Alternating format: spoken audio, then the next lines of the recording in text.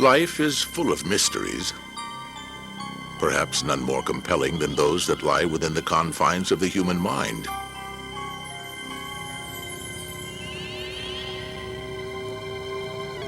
Most of us perceive the outside world by virtue of the 5 known senses. But there are some people who claim they see the world through extrasensory channels. Do these strange powers of the mind truly exist? Can they be measured, tested, even harnessed? Or are they destined to remain beyond our grasp? We'll seek the answers to these and other questions as Reader's Digest's Mysteries of the Unexplained presents Powers of the Paranormal.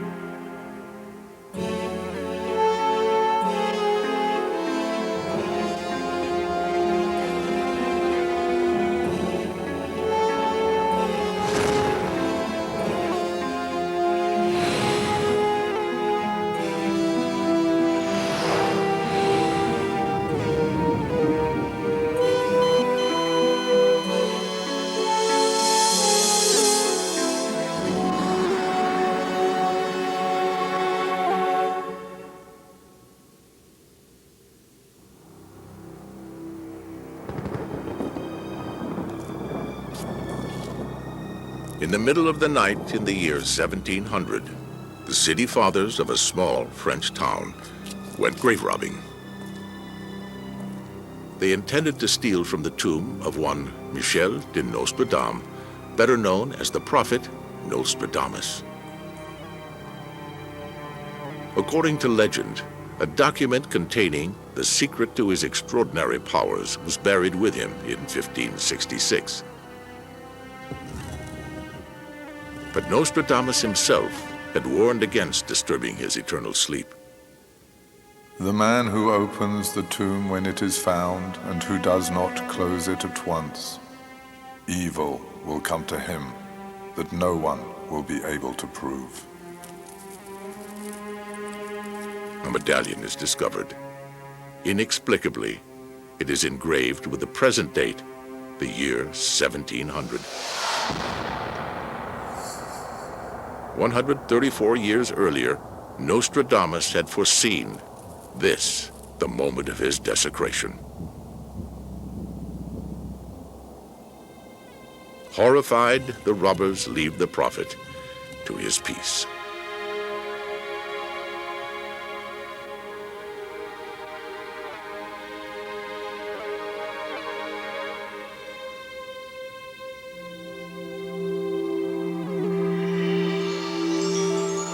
Our desire to peer into the future is universal. It is the longing to command our destiny rather than be commanded by an unknown, impersonal fate. In every civilization, in every corner of the world, prophets have arisen and people have embraced their every word. Nostradamus himself followed a prophetic tradition at least as ancient as the Greeks. Certainly his rituals seem modeled after Brankas, one of the famed oracles of the great temple of Delphi. Seated by a smoking brazier, Brankas would conjure her visions of the future from the vapors in the air.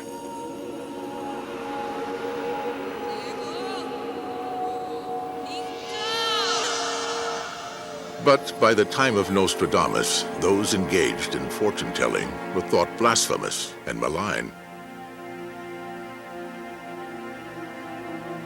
The so-called cunning men and wise women of the Middle Ages practiced their profession in secrecy and fear. The Catholic Church saw little difference between a soothsayer and a heretic.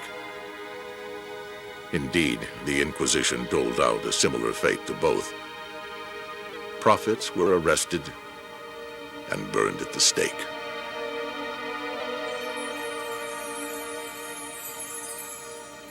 This was the climate of persecution in which Nostradamus practiced his strange arts.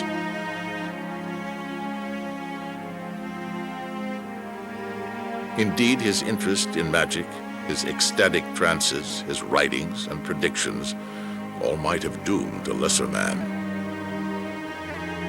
But so renowned was the mastery of Nostradamus that the nobility was able to protect him from the Inquisition's wrath.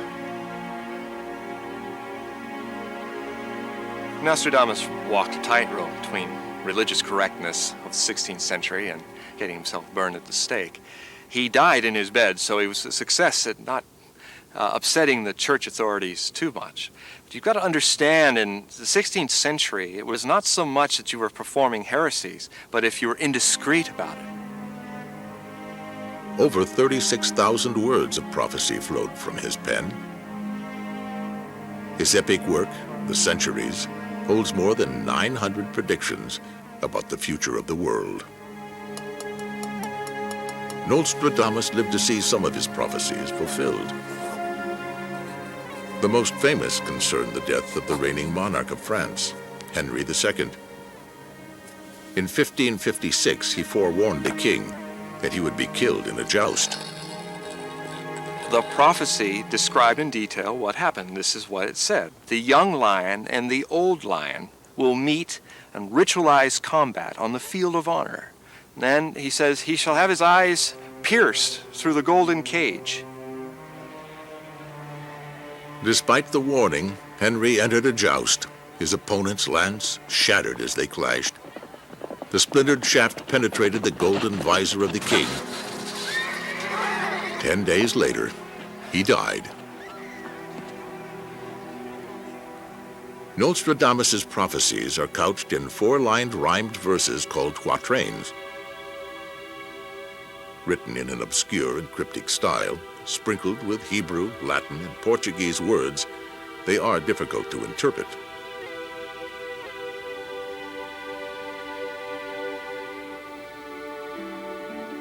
Some say his writings contain little more than fiction, but others claim the various verses foretold the Great Fire of London in 1666, details of the French Revolution and the rise of Napoleon and Hitler. Volume 9, Quatrain 90 declares, In 1937, an infernal power will rise against the church. This shall be the second Antichrist.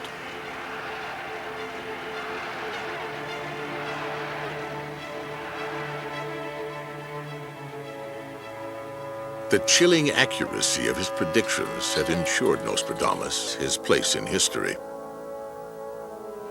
But what of his predictions yet to come? The most terrifying of his prophecies concern the fate of the earth. He wrote of the very month when the world will come to a cataclysmic end. In the year 1999 and 7 months, the great king of terror will come from the sky. He will bring back to life the king of the Mongols. Before and after, the god of war reigns happily.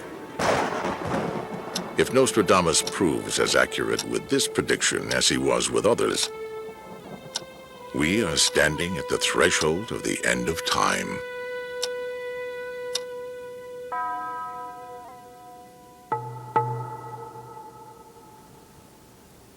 Today, paranormal powers are making headlines. Some crimes that left law enforcement baffled seem to have been solved by psychics. Can they interpret clues and answer questions the rest of us cannot? The Reader's Digest decided to put together its own team of paranormal investigators to find out.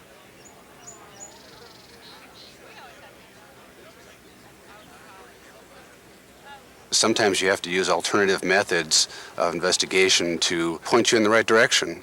And you have to keep an open mind as to all possibilities. A little girl has been missing from her home in Rochester, New York for 2.5 years. The longer she is missing, the more surely chances of finding her decrease.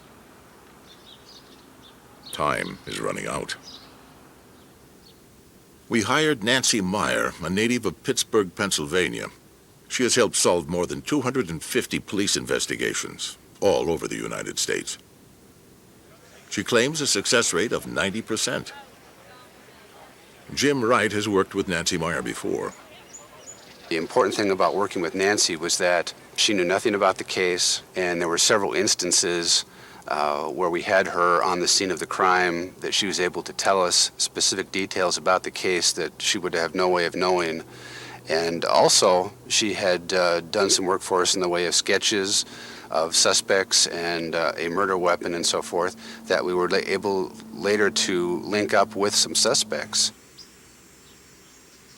My mind seems to be able to pick up a lot of information from photos of the crime scene. That's what I primarily use.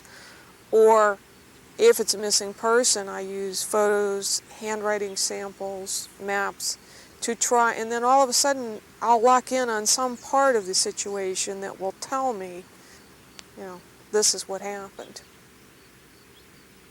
Meyer needs very little to begin her search for the missing girl. Just a map showing where the child was last seen, a photograph of the girl that clearly shows her eyes, and a personal belonging. It's kind of like watching a movie editing session. It's, there's a piece here, there's a piece there. Some of it runs in a nice sequence, usually it doesn't. And trying to put the pieces together in a way that makes sense can be kind of mind-boggling. It's very fast. The images just fly through my mind. Meyer has no prior knowledge of the case or the people involved. She's a very friendly, outgoing kind of child, very open child. And I do feel that she had talked to him on at least 3 previous occasions, but nothing in detail.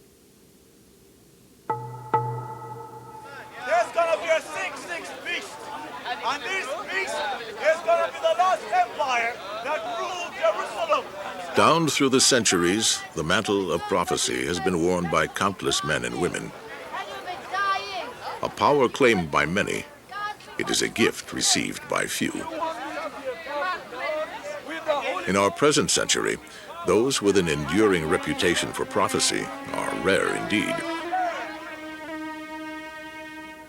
But one man's predictions have yet to be dismissed by history. The earth will be broken up.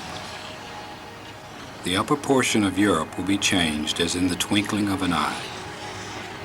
The greater portion of Japan must go into the sea.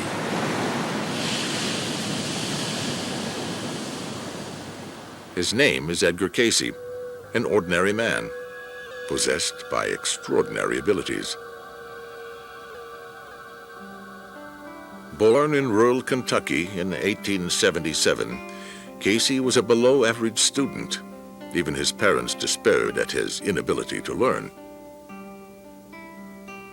But in 1890, all that would change. As young Edgar played baseball one afternoon, a ball hit him near the base of his spine. Cayce didn't seem seriously hurt, but when he went to bed and fell asleep, he began to speak. Cayce's words were not the ramblings of a fevered brain, but precise medical instructions aimed at effecting his own cure. His prescription called for a poultice of cornmeal, onions, and herbs to be applied to his neck. His amazed parents did as they were told. The following morning, all signs of Cayce's injury had gone. It seems he had just delivered his first psychic reading.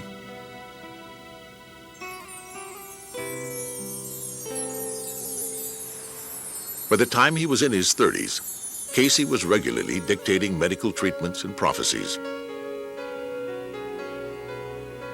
His method was always the same. Falling into a trance-like sleep, he began to speak out loud. An assistant would transcribe his words. Upon waking, Cayce would remember nothing. He became known throughout the Western world as America's sleeping prophet. Among his most accurate predictions, the stock market crash of 1929, the timing and duration of World War II, the death in office of John F. Kennedy. True to his unassuming nature, Casey never thought himself unique. He believed that everyone could develop psychic powers. In one remarkable reading, Casey strayed from prophecy and gave instructions on how to read another's mind.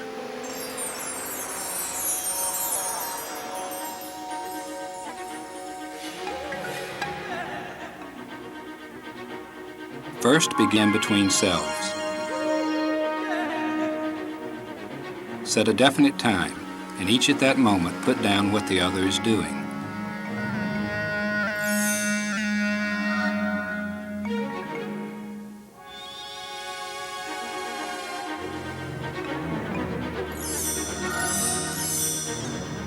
Do this 20 days. You shall find you have the key to telepathy.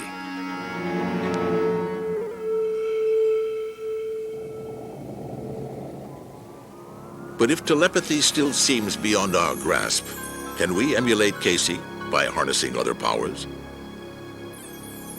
Can we, as Edgar Casey claimed, learn to receive messages from the future? According to a recent study, dreams are the most frequently reported vehicle for psychic experiences. Researcher Alan Vaughn believes in prophetic dreams. I think everyone should realize that we have this extraordinary potential within us to dream about the future. And this is part of our guidance mechanism. This is what helps people create success, either through their dreams, or often people will have, shall we call it, waking visions or hunches or intuitions of things that will work out for them. Vaughn bases his belief on personal experience. In April of 1968, he began to have a series of strange and disturbing dreams. It was an election year. U.S. Senator Robert Kennedy was campaigning for the Democratic nomination for president. Over the next few weeks, as Kennedy gained momentum, Vaughn's dreams grew more vivid, his sense of an evil premonition stronger.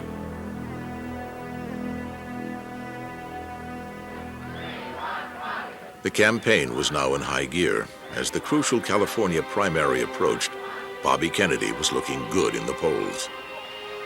My thanks to all of you, and now it's on to Chicago, and let's win there. Thank you. May 25th, I woke up with a dream in which Robert Kennedy was being shot. In the dream, he was walking with some young people, walking down a hallway, and they were planning to go to a party. It was at night, and suddenly there were shots fired. Vaughn tried to get a message through to the Kennedy campaign, to no avail. Just 10 days after the dream, on the night of his victory in California, Robert Kennedy was assassinated.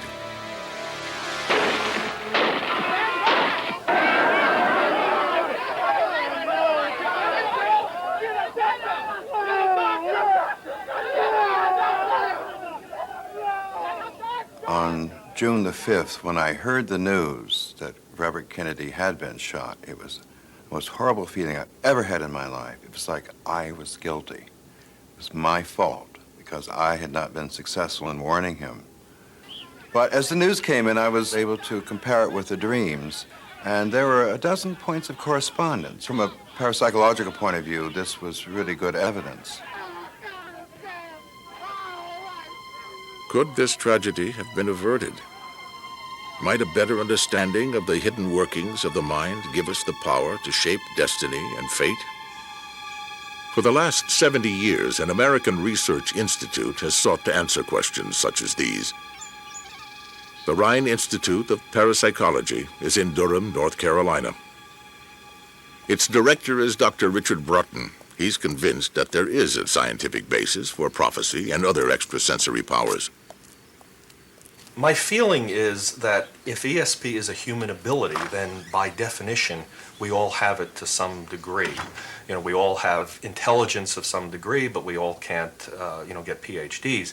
So it is something we all have, but we're going to see very large differences in terms of how people can deploy it, how people can use it in their daily lives. Broughton's convictions are based on the longest and most rigorous series of scientific studies ever conducted in the area of ESP. The Institute's founder, Dr. J.B. Rhine, was determined to put the new science of parapsychology onto a scientific footing.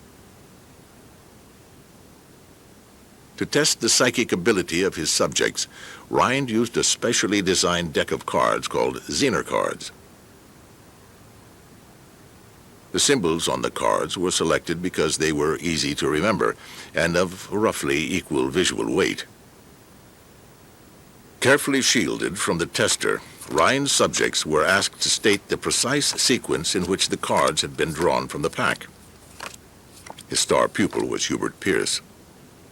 On one occasion, Rhine offered Pierce $100 for every correct guess he made.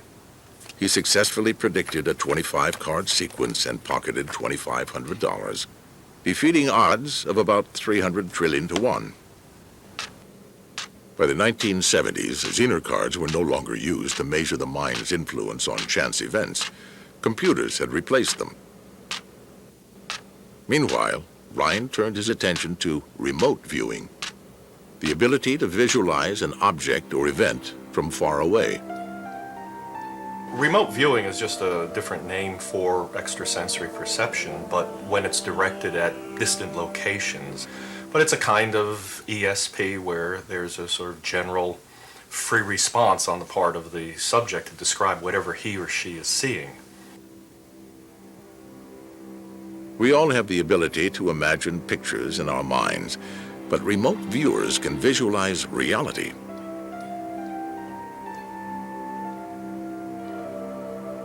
Remote viewing offers the most practical value of all psychic skills and is frequently put to the test. In the most simple experiments, a subject is isolated in a room and is asked to describe a photograph outside the room.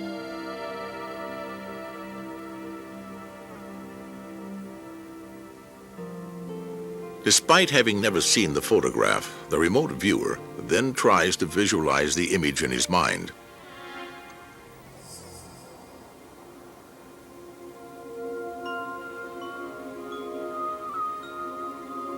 Under perfect conditions, such photographs have been described in minute detail.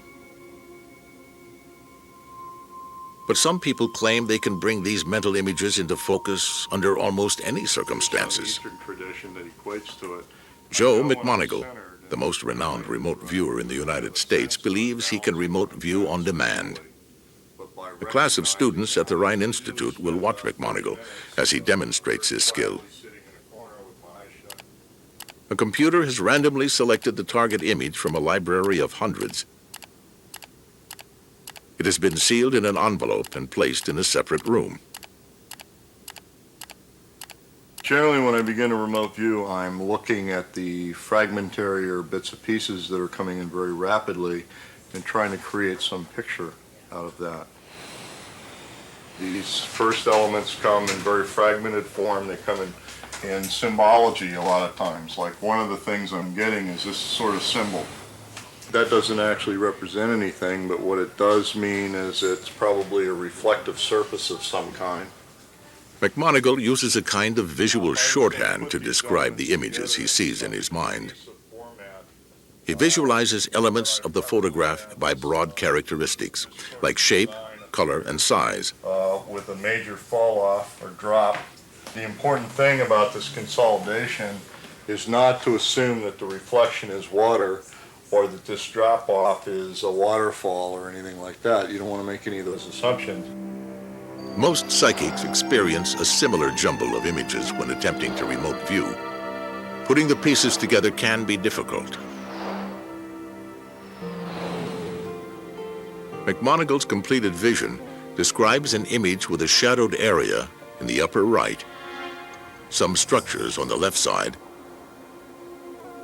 a reflective surface on the bottom right, and a drop-off in the middle. In this case, Joe's remote viewing is judged to be a direct hit.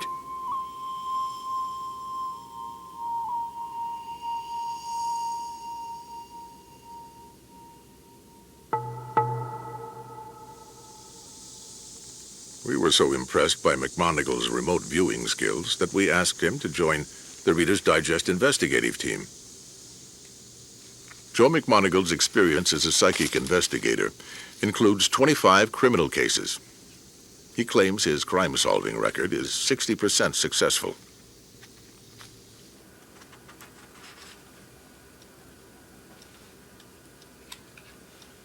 McMonagle is now set up to remote view in his home in Charlottesville, Virginia. For a remote viewer, it's much harder to find a missing person than to identify an object or a location. You can develop some very detailed drawings of the location that a person might be held in, or a location of, say, a missing body or something. But the problem is, even with a detailed drawing, let's say it was a drawing of a trailer park. There are how many trailer parks in America? He needs the date and time the little girl disappeared, nothing else. McMonagle has been given no information about the case, but at least one of his predictions will prove true. She was playing on a bike at the time, or had her bicycle with her. I get a sense that she probably lost part of her clothing, a shoe or a sock or something. She was taken by force. She didn't have any idea who her kidnappers were.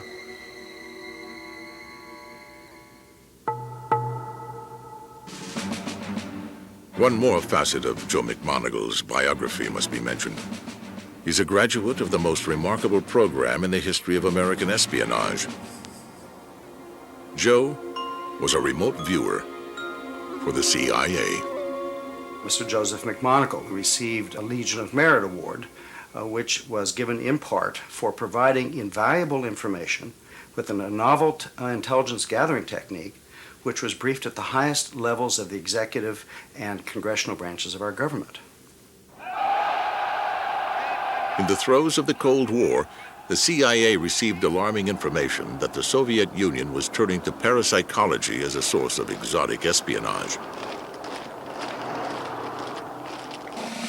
Convinced that the Soviets were dangerously far ahead in the strategic use of psychic powers, the United States retaliated. In 1972, at CIA headquarters in Langley, Virginia, Operation Stargate was born. A team of U.S. government psychics spent 20 years and $20 million visualizing everything from the identity of KGB agents to the design of top-secret enemy submarines. In 1980, the CIA's psychics were asked to find out where Iranian terrorists were holding American hostages. And after the U.S. invaded Panama in 1989, psychics were enlisted to provide information about fugitive President Manuel Noriega. They were asked to provide a layout of the interior of Noriega's home. The psychics delivered a top-secret report showing both the rooms and their contents. Finally, in 1995, the CIA went public. There was large media attention when the CIA finally announced their findings, and ESP and the use of it in the government are ripe for ridicule. Our project, however, really survives best with responsible criticism. We enjoy skeptics. In fact, if we can't find them, we'll hire them from somewhere if they don't volunteer. We want skepticism because we improve our product, we learn more about what's going on. More recently, the Stargate program was terminated. Despite some promising results, it was considered too unreliable for military use. After years of research, ESP remains an enigmatic power. My feeling is that this anomalous information, extrasensory perception, comes and goes and serves similar needs to creativity. And we certainly can recognize great creativity in poetry or art, but it's very spontaneous. You cannot take a creative person and stick them in an artificial environment and say, make a masterpiece. It doesn't work like that.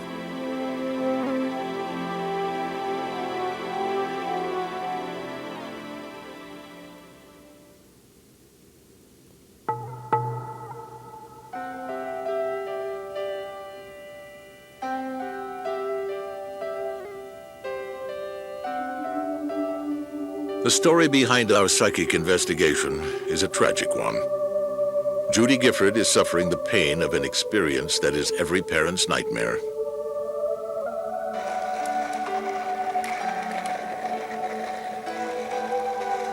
It was early evening on a beautiful spring day. Her 4-year-old daughter, Kaylee, was getting in one last ride around the block before dinner. It seemed like any other Monday. Judy picked up Kaylee after work. It was around 7 p.m. that she last saw her little girl.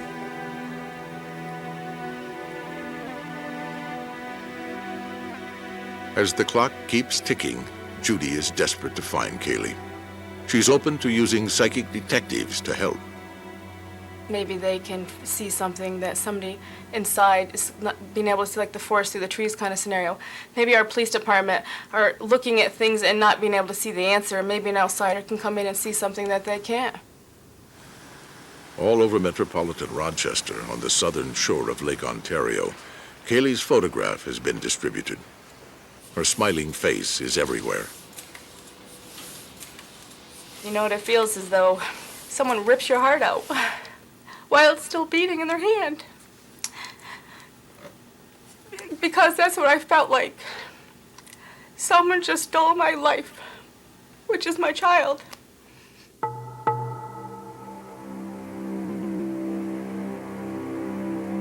Remote viewing may be gaining credibility, but other paranormal powers seem more improbable.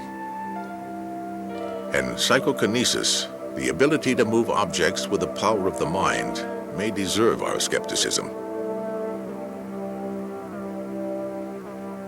If such a power exists, the laws of physics will have to be rewritten. As for the rules of the game of pool, they'll certainly never be the same.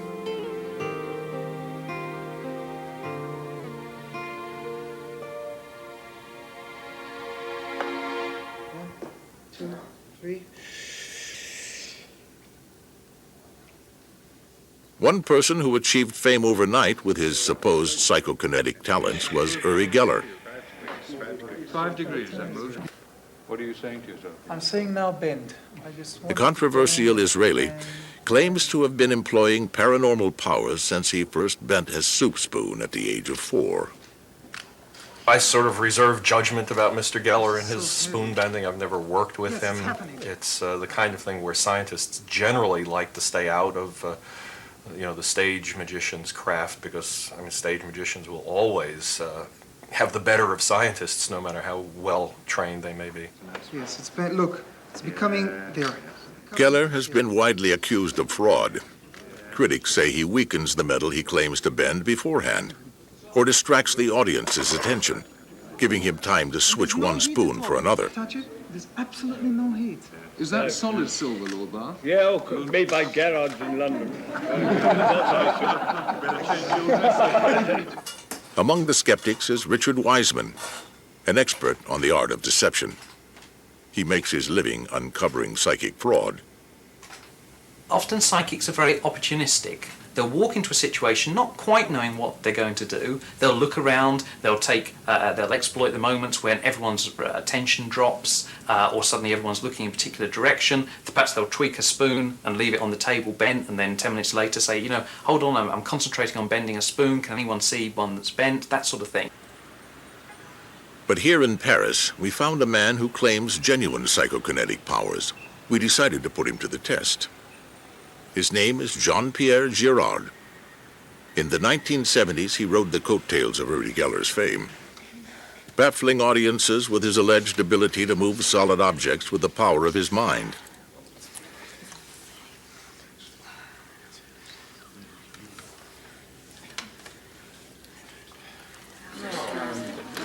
But like Uri Geller, Girard was widely accused of fraud. Eventually, he dropped out of the limelight.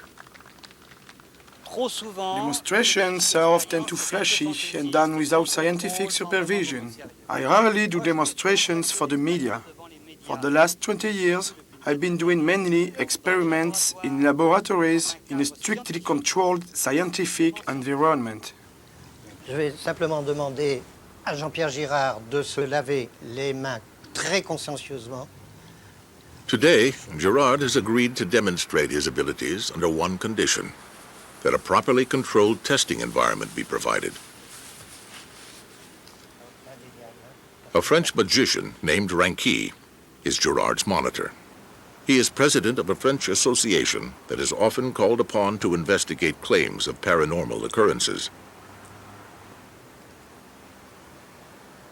As a magician, Ranqui is familiar with all the tricks and illusions someone claiming psychokinetic powers could use to fool an audience. An illusionist is the person best suited to uncover fraud. Absolutely, all paranormal phenomena can be reproduced using illusion. That is to say, I can bend an iron bar, move an object, or do any of those sort of things, but I use magic tricks to do it. A glass table is set up so Girard's hands are visible at all times.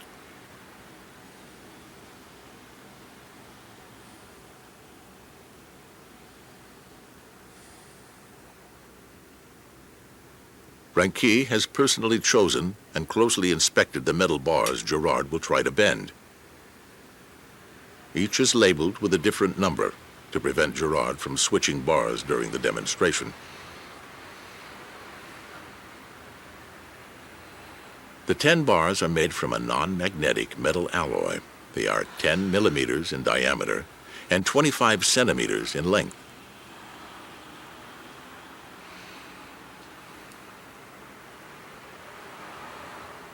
We watched as Girard went to work.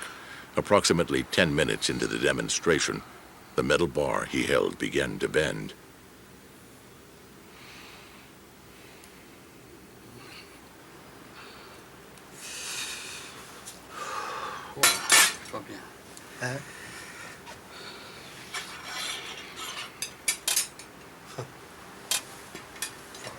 At first, the bowing of the rod was minimal, but Girard continued to work, taking breaks between each exertion. After 3 sessions, he had successfully bent a straight metal bar by 30 degrees. This is the first time I've seen an effect happen so quickly. Jean-Pierre Girard presents us a problem without a solution. I'm unable to explain. Even though I was right there, I cannot explain. I don't think any other musician could explain what he has done. But Richard Wiseman, who has performed hundreds of experiments with people claiming psychokinetic powers, remains unconvinced. I would love to see a miracle. I would love to meet a genuine psychic. And people often say, well, given all your negative results, don't you become very cynical? Don't you think you're wasting your time? But the fact is that at the end of the day, I would love someone to come through and prove us wrong.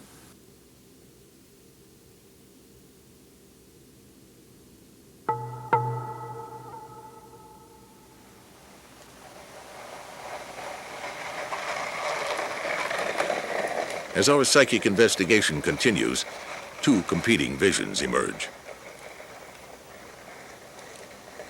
Can't get past this feeling that she knows this guy because she's so trusting of him.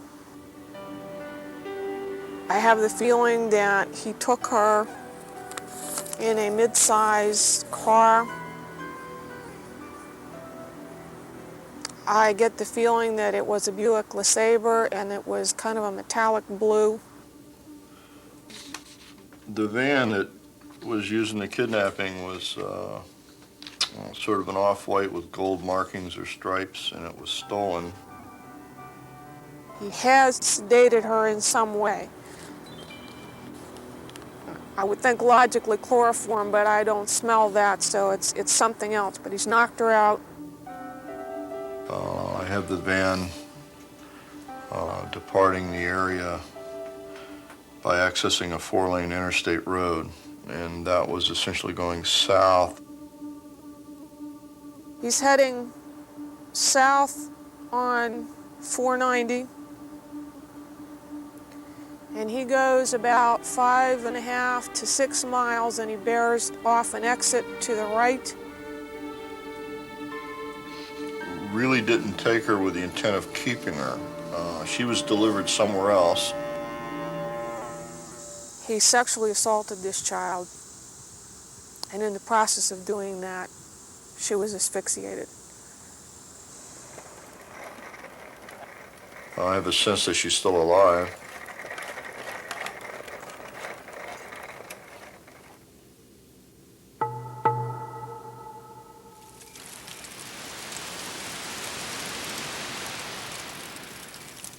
Hare Krishna, Some physical phenomena cannot be explained without reference to psychic power. This is a quick and very dangerous thing, and it's very powerful. Turns a lot of terror and fear into real high excitement. Overcoming fear and conquering the coals is seen as a powerful and life-transforming ritual. It's a metaphor for personal transformation, personal power. People can see the possibilities for themselves, that they can do more than they think they're capable of doing. Here in a friend's backyard near Seattle, Washington, Michael McDermott regularly organizes firewalking ceremonies.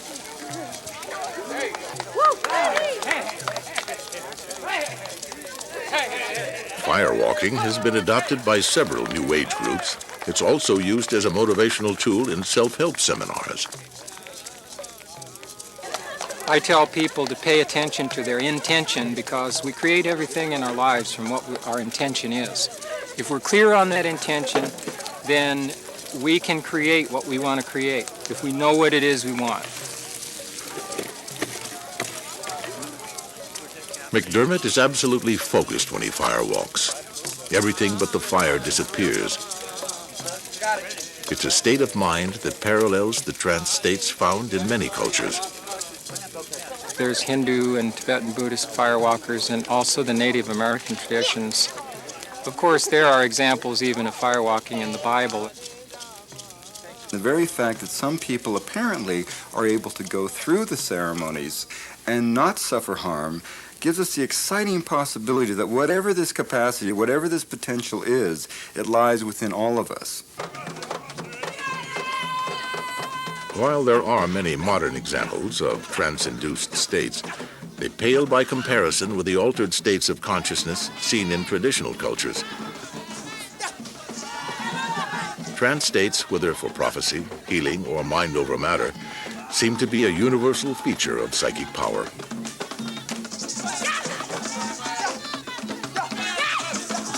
The ethnographic record leaves absolutely no doubt that in most societies of the world, the desire to invoke some technique of ecstasy, to soar away on the wings of trance, to get into some kind of distant metaphysical realm, is an essential part of the human desire. It happens everywhere in 100 different forms.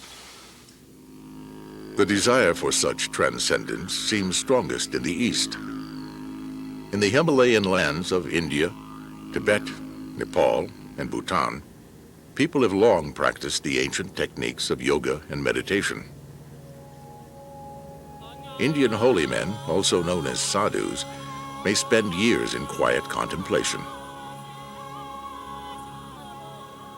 Remarkably, some seem able to override the laws of physics and biology with the power of their minds.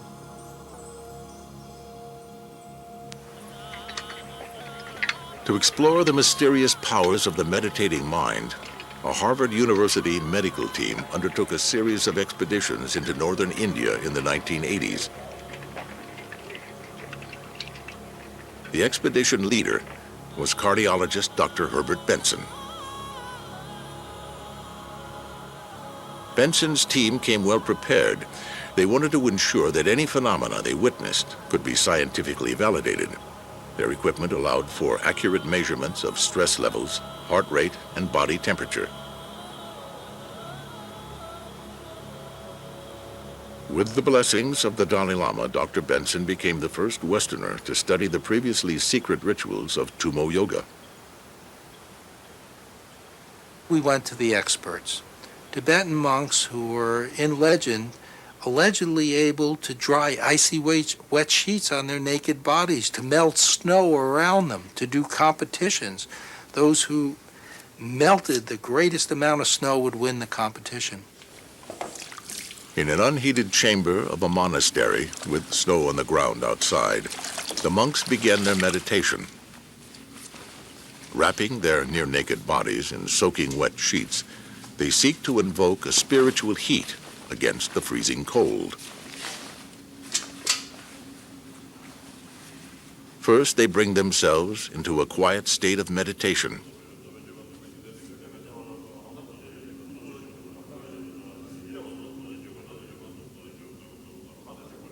Then they visualize heat coming from the outside and entering their bodies, radiating up and down a central channel.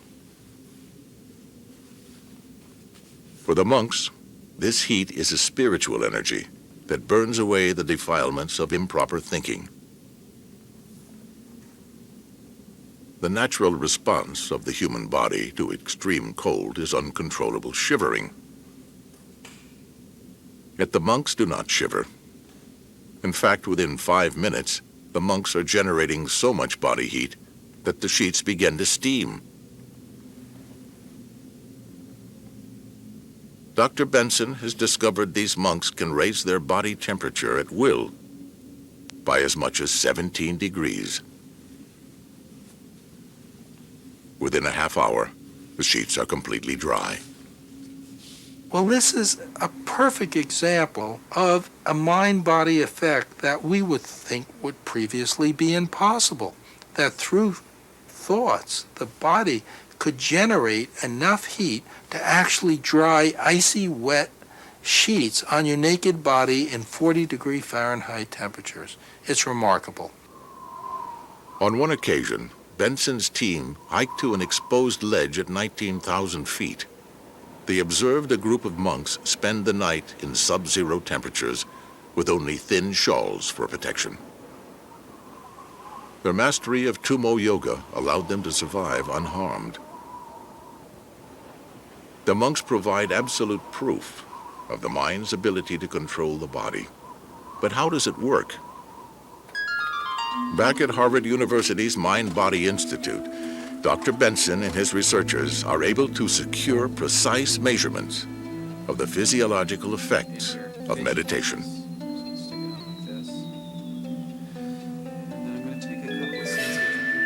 In repeated experiments, they have demonstrated that different states of mind produce detectably different electrochemical signatures. In particular, during the practice of meditation, a unique brainwave pattern dominates the electrical activity of the brain. According to Benson, the significance of such physiological changes is enormous. They're the indicator for a healing power that all of us possess.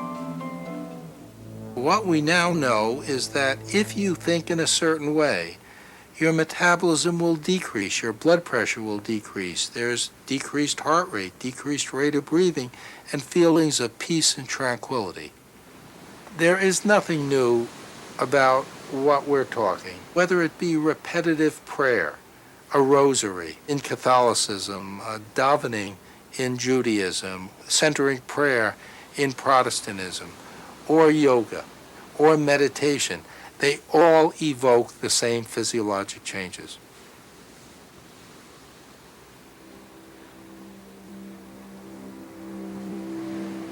The power of healing is in everyone's grasp. Many Western doctors remain skeptical about the role of the mind in medicine. But their doubts are eroding in the face of mounting evidence that the human immune system is regulated by our state of mind.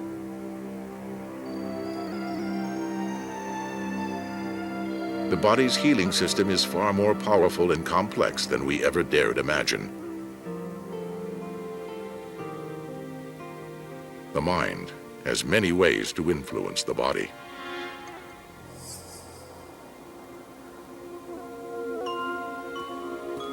Don Copland is the former president of the National Federation of Spiritual Healers in the United Kingdom.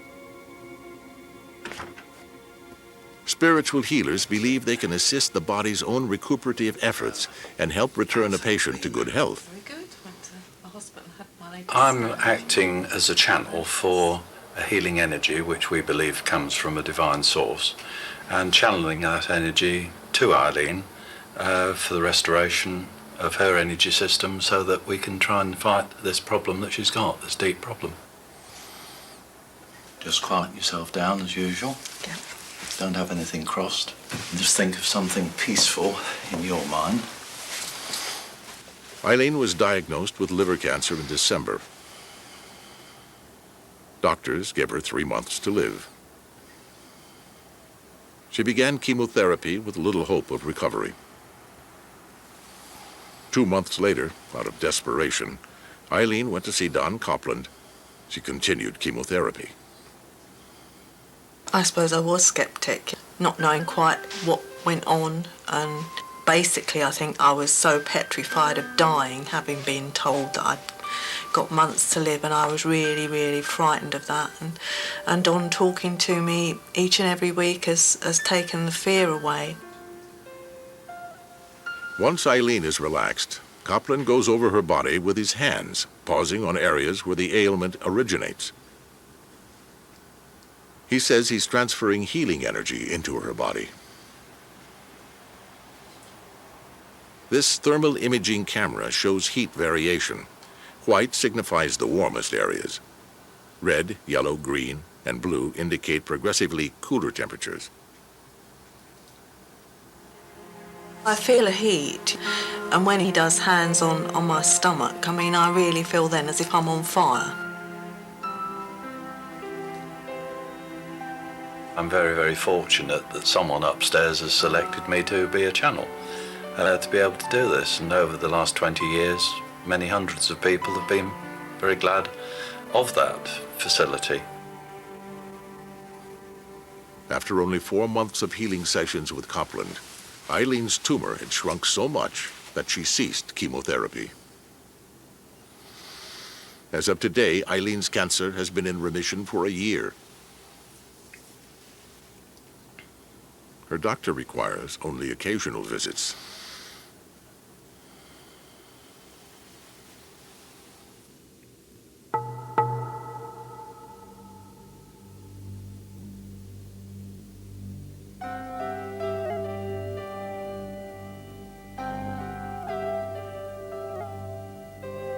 Psychics Nancy Meyer and Joe McMonigal have drawn very different conclusions about what happened to Kaylee Polton. Meyer believes the missing child is dead. Joe thinks she's still alive. Unfortunately, just 10 days after our visit to Rochester, Meyer was proved correct. We have just learned that, in fact, there is a suspect in custody in the disappearance of Kaylee Ann Polton. Unfortunately, the little girl has been murdered. 2.5 years after she disappeared, the body of Kaylee Polton was found in a factory water tank on the outskirts of the city of Rochester. A suspect led police to her body after confessing to the killing.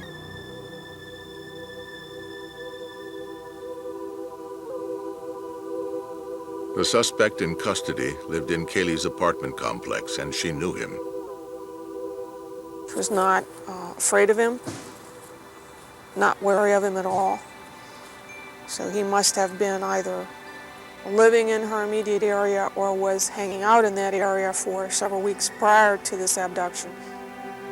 The suspect drove a blue Chevrolet to dump her body. I get the feeling that it was a Buick LeSabre, and it was kind of a metallic blue.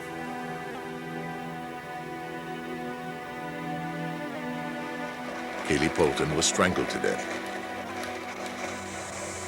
She was asphyxiated.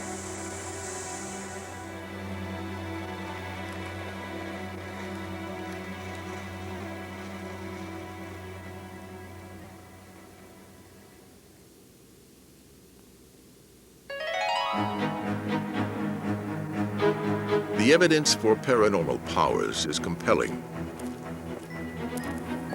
The source may be mysterious, their manifestations irregular, but remarkable abilities do exist. It may be something that's really evolving along with consciousness. Consciousness in the human species seems to be relatively recent. Maybe extrasensory powers are something that is evolving along with those, and we've yet to just understand them. 500 years ago, Nostradamus risked the anger of the church to practice his rituals of prophecy.